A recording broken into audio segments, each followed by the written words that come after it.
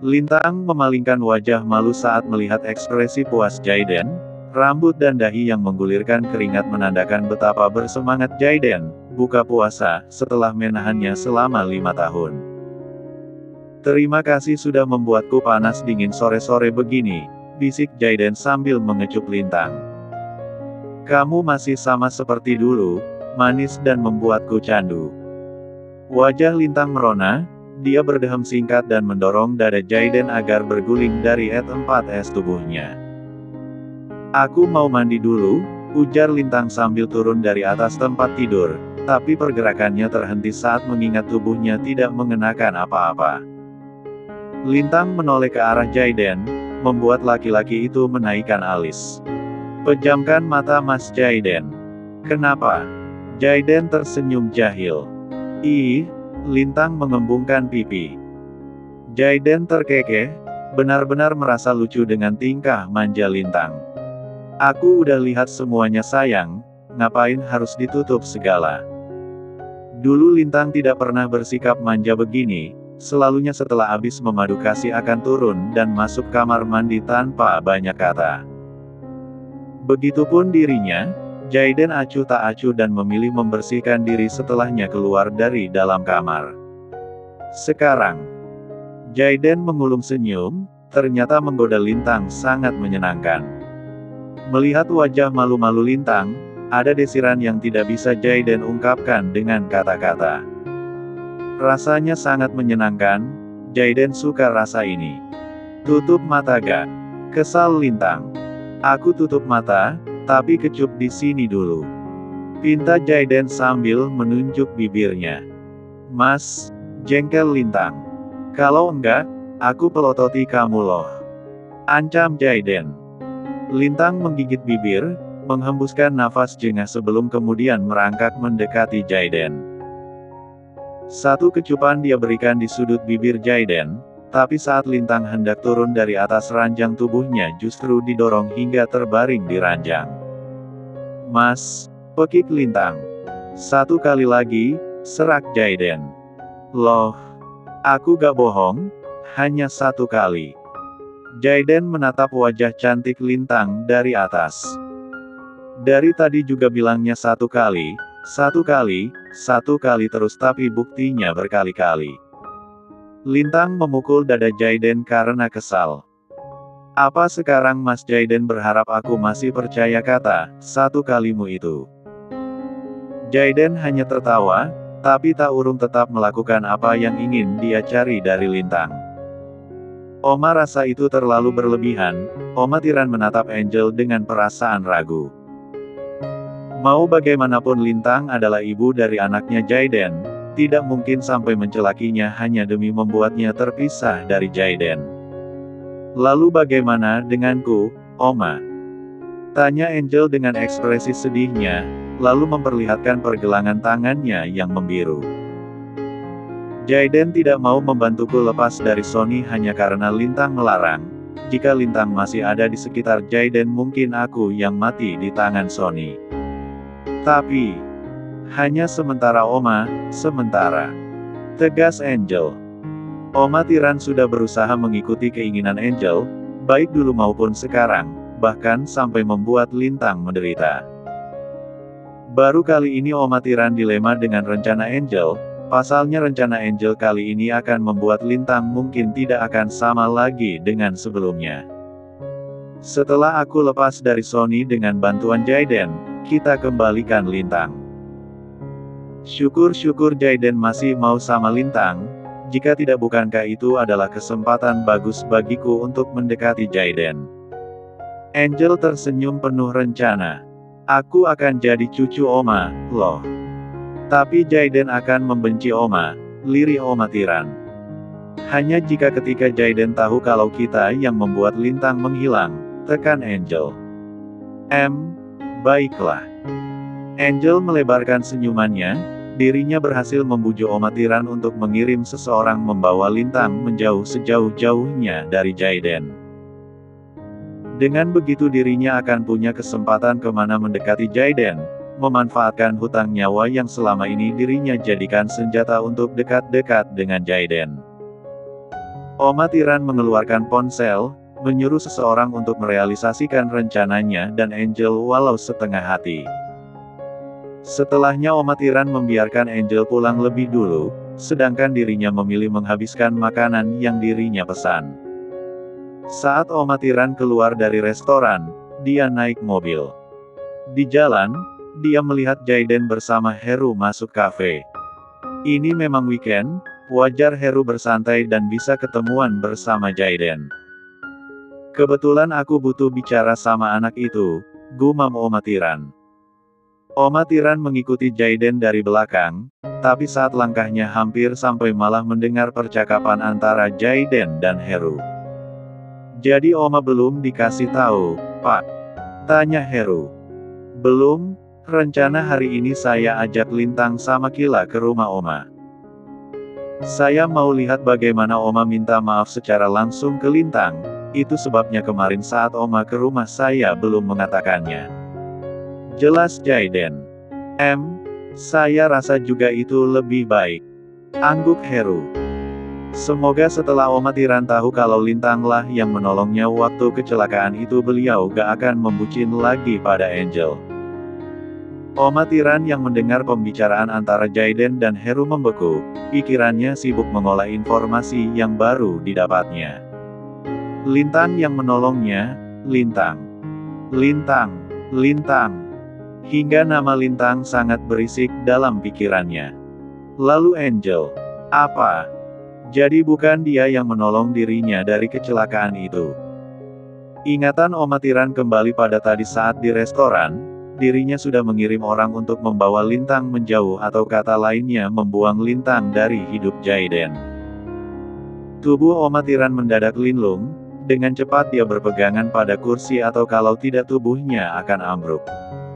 Oma. Heru memanggil saat baru menyadari kehadiran Oma Tiran. Jaiden menoleh, ekspresi khawatir langsung tampak di wajahnya saat menemukan sang Oma terlihat tidak baik-baik saja. Dengan sigap Jaiden berdiri, menghampiri sang Oma. Oma, kenapa? Jajai, Oma menyuruh orang untuk membuang Lintang. Lirik Oma Tiran dengan mata berkaca-kaca. Kenapa Omikron Oma melakukan itu? Oh Oma Tiran tercekat, alih-alih menjelaskan alasan dirinya melakukan hal itu pada Lintang malah merasa lidahnya keluh. Sebuah informasi yang baru saja dirinya terima terlalu mengejutkan, sampai-sampai Oma Tiran kesulitan mencerna apa yang sebenarnya terjadi. Tangannya yang gemetar menyentuh dada, menekan debaran yang sulit terkontrol. Di mana hati nurani Oma berada sebenarnya? Desis Jaiden, menatap tajam sang Oma. Apa sudah digadaikan pada keinginan balas budi hutang nyawa pada Angel? Oma Tiran mendongak, tubuhnya terduduk di kursi dengan lemas. Oma salah, Jay. Maaf. Brak. Jaiden memukul meja melampiaskan emosinya, menunduk menatap tajam Oma Tiran dengan kemarahan yang nyata. Hari ini kafe cukup sepi, hanya 2-3 meja saja yang terisi. Jadi saat Jaiden melampiaskan emosinya pada meja, hanya sedikit yang memperhatikan. Sekarang juga hubungi orang suruhan Oma untuk membatalkan rencana itu. Perintah Jaiden tak terbantahkan. Dengan cepat Oma Tiran mengeluarkan ponsel, tangannya yang tremor berusaha keras untuk membuka sandi di layar kunci ponsel.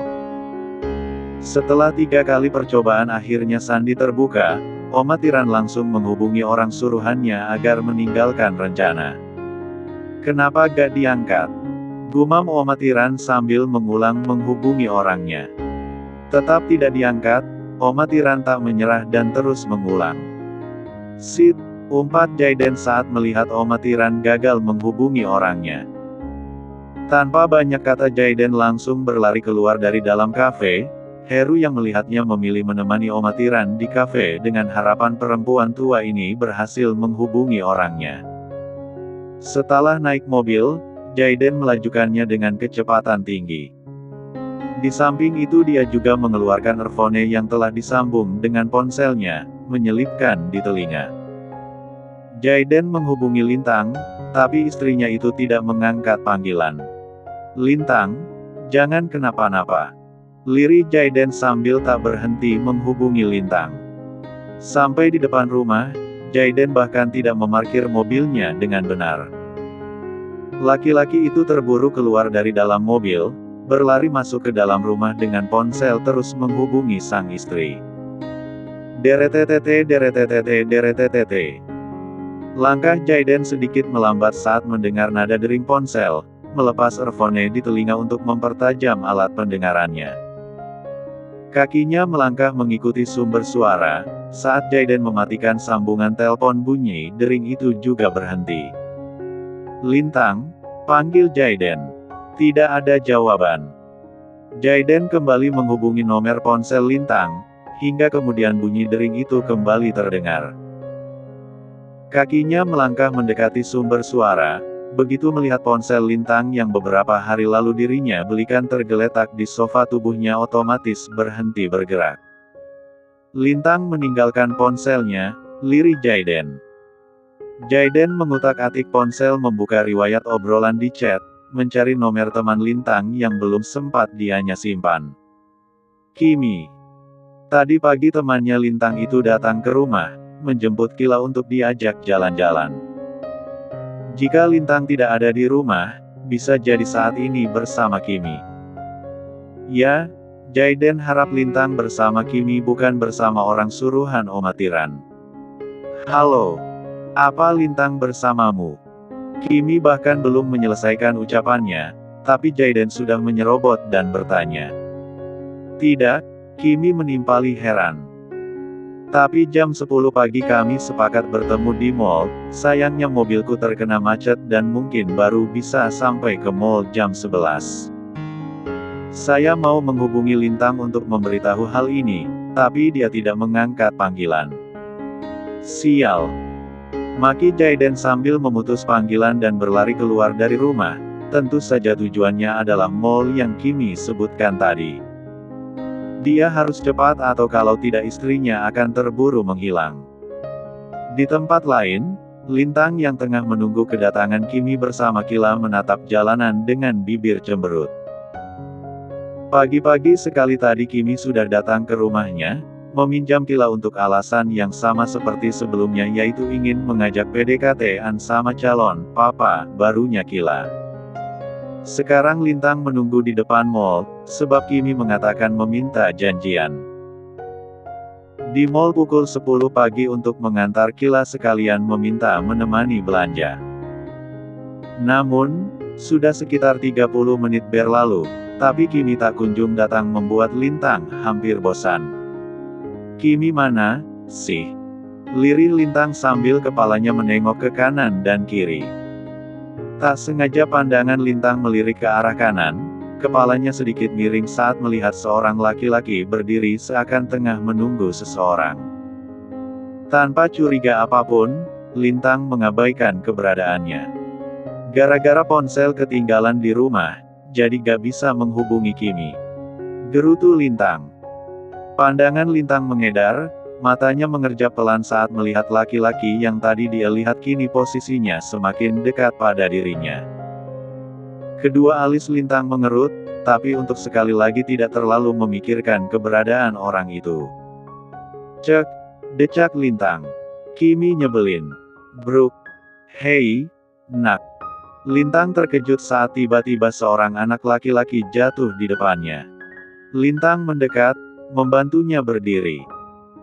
Saat melihat lututnya mengeluarkan darah, segera Lintang mengeluarkan penutup luka dan menempelkannya di lutut sang anak laki-laki. Lain kali hati-hati ya, pinta Lintang sambil tersenyum. Terima kasih, tapi bisakah tante antar aku ke ibuku? Mohon sang anak laki-laki yang memakai pakaian sedikit lusuh. Lintang mengangguk mengiyakan. Baiklah, katakan. Di mana ibumu? Diam-diam anak laki-laki itu melirik orang asing yang berdiri tidak jauh dari Lintang, ada tatapan penuh makna dari sorot matanya. Saat Lintang mengikuti dirinya, anak laki-laki itu membawa ke tempat sepi lalu menunjuk seorang perempuan. Berpenampilan cukup mewah yang kebetulan berdiri cukup jauh. Itu Mama, Terima kasih karena tante mau mengantarku. Anak laki-laki itu berlari mendekati perempuan yang dia tunjuk sebagai mamanya. Mamanya, gumam Lintang dengan mata menyipit. Jika melihat bagaimana lusuhnya penampilan anak laki-laki dan mewahnya perempuan yang ditunjuk sebagai mamanya, Lintang meragukan kalau anak laki-laki tadi adalah anaknya perempuan itu. Saat Lintang hendak kembali ke depan mall, matanya melebar saat melihat laki-laki yang tadi berdiri tak jauh darinya di depan mall terlihat berjalan cepat ke arah dirinya. Ini aneh, lirih Lintang. Jelas ada yang salah. Tanpa basa-basi Lintang langsung mundur, lalu memutar tumitnya.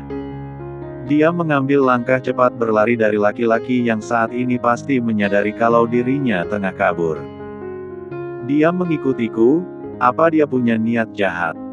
Aku harus menyembunyikan diri. Ujar Lintang saat menoleh sekilas ke arah belakang karena penasaran apa laki-laki itu memang mengikutinya atau bukan. Setelah menemukan laki-laki itu ternyata mengejarnya, Lintang jadi punya kesimpulan laki-laki itu memang punya niat buruk. Lintang menatap penuh harap keramaian di depannya, itu adalah halte bus dan dirinya bisa membaur bersama orang-orang agar laki-laki yang mengejarnya tidak bisa melakukan apapun jika di tengah orang-orang.